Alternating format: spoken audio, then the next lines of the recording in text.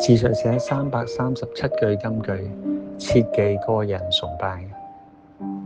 依刻咧，我心情係有啲衝擊嘅，因為美國司法部1月30號啱上星期五咧就公開咗涉嫌呢個國際最著名嘅性犯罪犯 Jeffrey Epstein 300萬頁嘅文件，有2000條影片，而其中一個文件就出現咗國際心靈大師 Deepak Chopra 嘅名字，仲有啲佢同呢個性犯罪犯一啲非常私人曖昧嘅對話，令到我覺得好震撼啦、震驚啦嚇。畢竟佢係一個身心靈界超級殿堂級嘅國際大師嚇。咁呢個消息俾到我好多衝擊同反思嘅嚇。當然我完全唔知道事情嘅真相啦嚇，事件有待法律司法部門嘅調查嚇。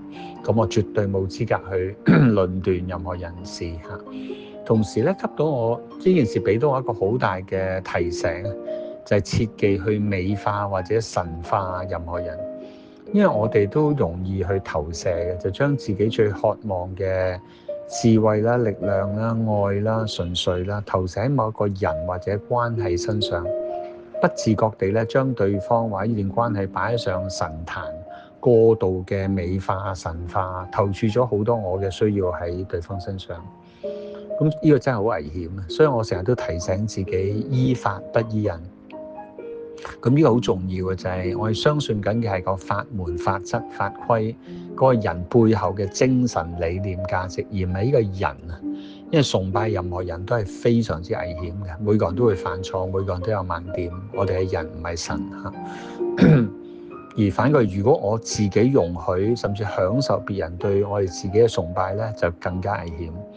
所以當我哋過分去崇拜，無論係父母啦、伴侶啊、仔女啊，或者任何心靈導師咧，一旦事與願違或者見到自己犯錯咧，我哋就可能好被衝擊、冧咗或者崩潰。咁而喺一個團體當中咧，個人崇拜都容易導致包庇、縱容、黑箱作業，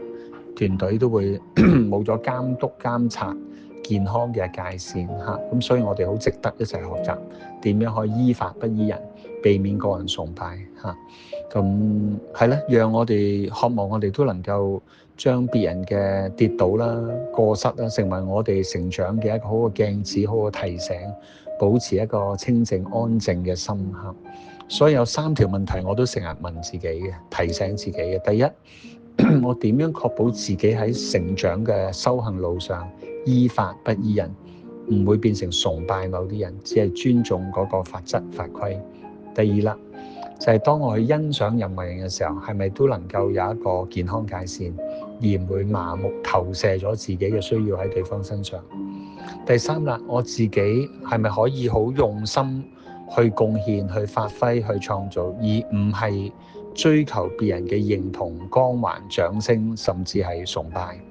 咁呢3條問題咧，我渴望對大家都有價值。咁我真係好渴望我哋每一位朋友都能夠帶住一份清靜心，亦都好清醒咁樣，好踏實咁樣去成長，好謙卑咁樣攜手並肩嚇。特別喺咁動盪、